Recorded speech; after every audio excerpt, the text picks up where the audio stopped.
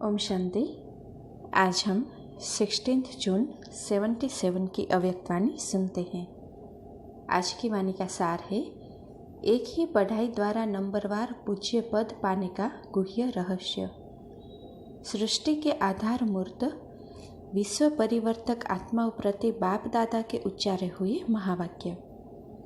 आज बाप दादा हर आत्मा के पुरुषार्थ करने के कर्म की गति और पुरुषार्थ अनुसार राज्य पद व पूज्य पद की गति जो कि अति रमणीक और गुह्य है वह देख रहे हैं। जैसे पुरुषार्थ में नंबरवार है वैसे ही पद और पूज्य पद में नंबरवार है।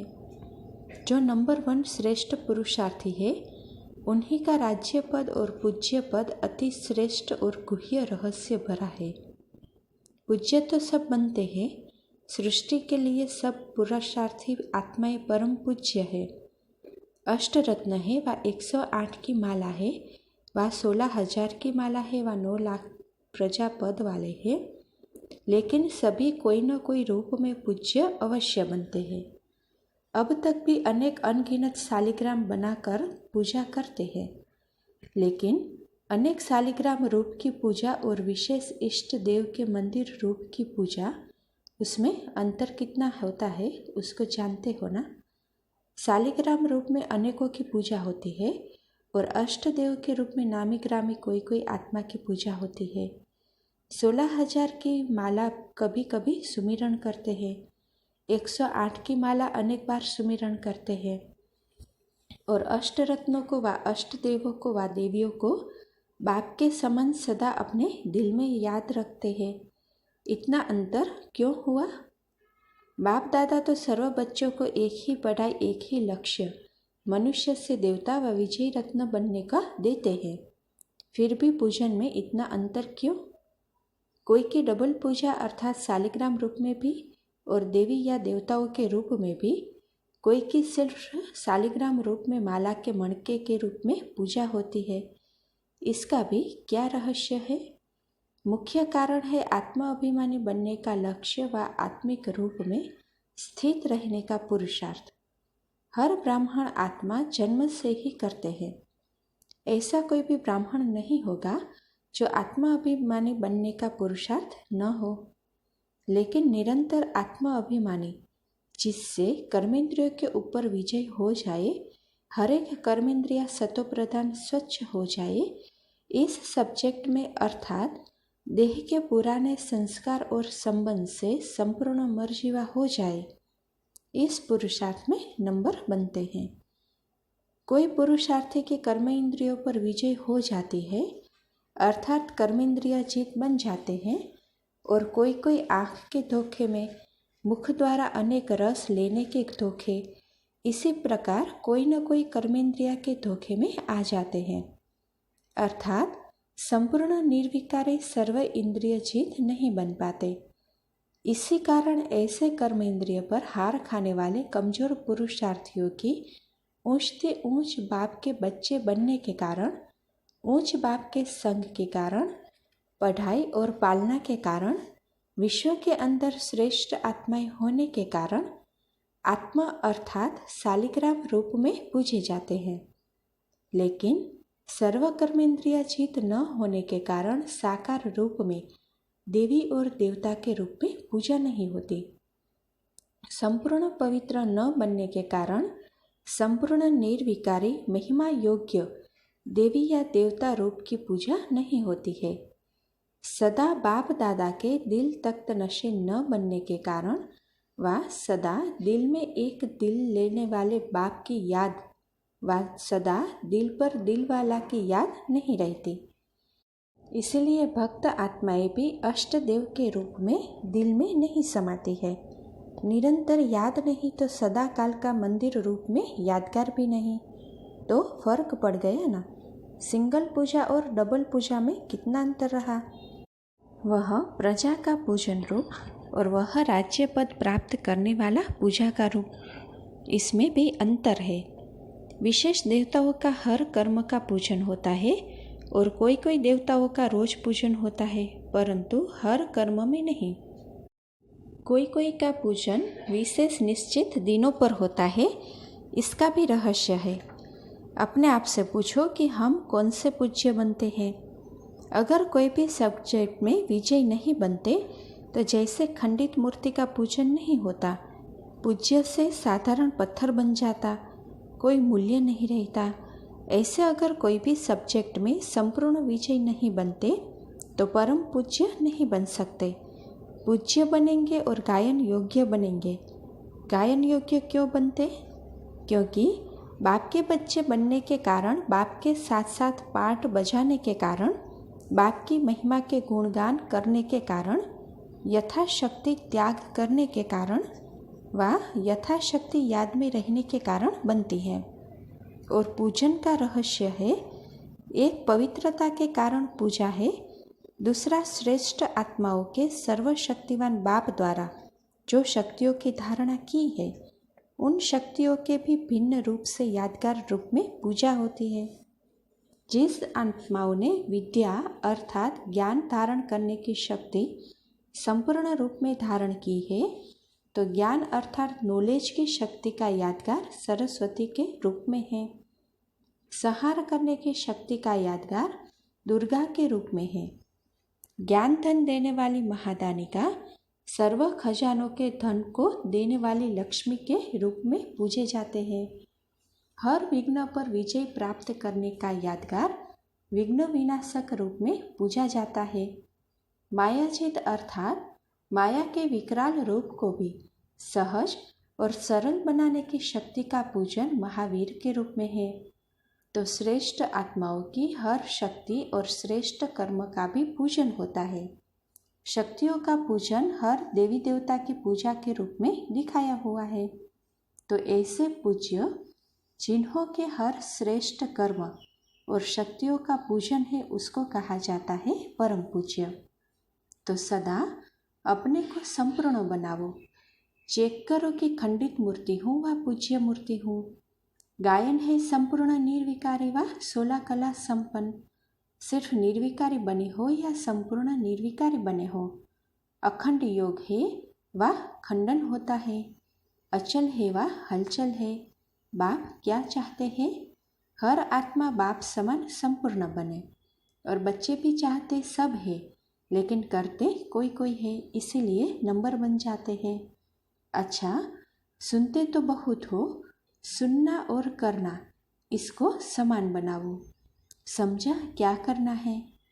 ऐसे परम पूज्य सदा एक बाप को साथ रखने वाले, हर कदम श्रेष्ठ मन के आधार पर चलने वाले, ऐसे सृष्टि के आधार मूर्त विश्व परिवर्तक आत्माओं को बाप दादा का याद प्यार और नमस्ते। अच्छा, अभी पार्टियों से मुलाकात है, वह सुनते हैं। सदा स्वयं को चलते फिरते फरिश्ते अनुभव करते हो। फरिश्ता अर्थात जिसका देह के व देह के दुनिया से व देह के पदार्थों के आकर्षण से कोई रिश्ता नहीं, सदा बाप की याद और सेवा इसी में रहने वाले। सदा बाप और सेवा यही लगन रहती है। सिवाय बाप और सेवा के और क्या है जहाँ बुद्धि जाए। ट्रस्टी सदा न्यारा रहता है। ट्रस्टी के लिए सिर्फ एक काम है, याद और सेवा। अगर कर्मणा भी करते तो भी सेवा निमित्त। गृहस्थी स्वार्थ के निमित्त करता है और ट्रस्टी सेवा अर्थ। सब सब्जेक्ट में संपन्न करने का स्वतः पुरुषार्थ चलता है। जैसे जैसे समय और संपूर्णता के समीप आते जाते हो तो पुरुषार्थ करने का स्वरूप भी बदलता जाता है। जो शुरू का पुरुषार्थ और मध्य काल का पुरुषार्थ है या अंत काल का है, तीनों का फर्क है ना। अब संपूर्ण स्टेज के समीप का पुरुषार्थ क्या है? जैसे कोई भी ऑटोमेटिक चलने वाली वस्तु को एक बार स्टार्ट कर दिया तो चलती रहती है, बार बार चलाना नहीं पड़ता। इसी प्रकार से एक बार लक्ष्य मिला और फिर ऑटोमेटिकली हर कदम, हर संकल्प समय में चढ़ती कला प्रमाण चलते रहे, ऐसे अनुभव होता है। पुरुषार्थ के समर्थ स्वरूप की निशानी क्या होगी? तो किसी ने कहा समय के पहले पहुँचेंगे। तो देखो बाबा क्या कहते, समय से पहले पहुँचने का अनुभव सर्व सब्जेक्ट में होता है व कोई विशेष सब्जेक्ट में। सब सब्जेक्ट में समान मार्क्स कहे। एडवांस जाना है तो अच्छा, लेकिन सब सब्जेक्ट से एडवांस लेना यह भी जरूरी है। लक्ष्य अच्छा है और लक्ष्य में परिवर्तन भी है। सदा स्वयं को बाप के कार्य में व अपने कार्य में सहयोगी बनने वाले सहयोगी समीप आत्मा समझते हो। बाप के कार्य में जो जितना सहयोगी होगा तो सहयोगी ही योगी बन सकता है, सहयोगी नहीं तो योगी नहीं। सहयोग देना अर्थात बाप और बाप के कार्य की याद में रहना। लौकिक में भी किसी को सहयोग देते तो उसकी याद रहती है, तो योगी अर्थात सहयोगी। सहयोगी बनने से स्वतः योगी बन जाते और दूसरा सहयोग बनने से पदम गुणा जमा कर लेते। सहयोग क्या देते? पुराने तन या तमोगुणी मन, उसकी याद से तब सतो प्रधान बनाकर मन को सेवा में लगाते या चावल चपटी धन लगाते।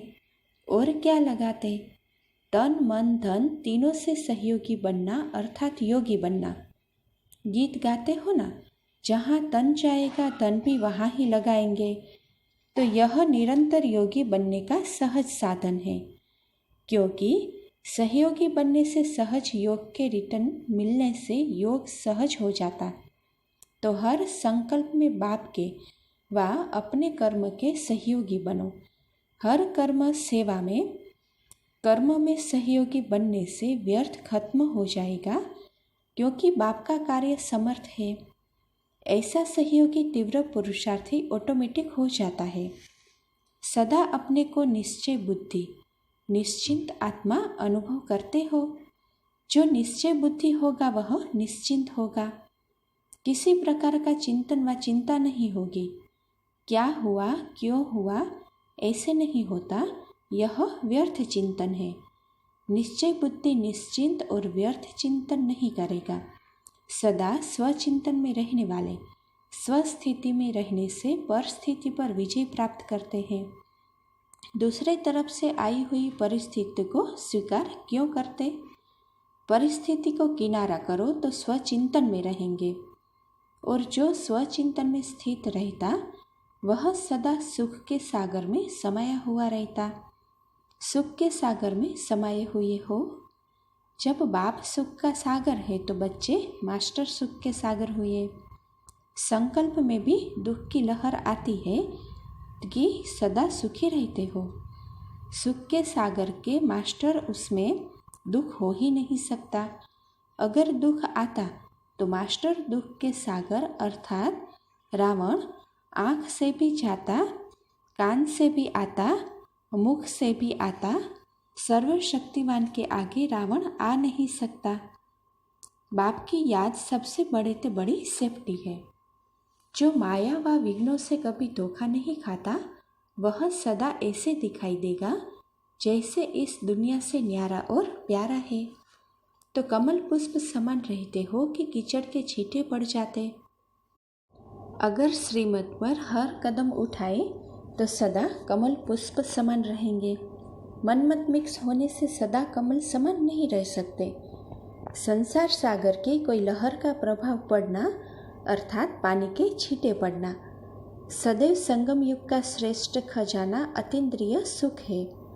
ऐसे खजाने की प्राप्ति का अनुभव करते हो। अतीन्द्रिय सुख का अनुभव प्राप्त हुआ है, खजाना मिला हुआ क्यों खो जाता? पहला कौन सा? अटेंशन। अटेंशन कम करना अर्थात अपने प्राप्त किए हुए खजाने को खो देना। सारे कल्प में फिर यह खजाना प्राप्त होगा, तो ऐसी अमूल्य चीज़ कितनी संभाल कर रखनी होती है। स्थूल में भी बढ़िया चीज़ संभाल कर रखते हैं। जैसे वहाँ भी पहरेदार अलबेले होते तो नुकसान कर देते, यहाँ भी अलबेलापन आता तो खजाना खो जाता। बार बार अटेंशन चाहिए। ऐसे नहीं अमृत वेले याद में बैठे अटेंशन दिया फिर चलते फिरते खो दिया।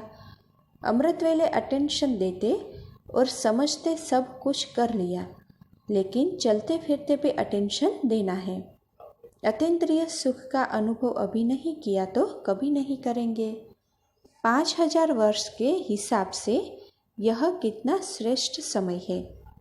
इतनी श्रेष्ठ प्राप्ति के लिए थोड़ा समय भी अटेंशन न रखेंगे तो क्या करेंगे।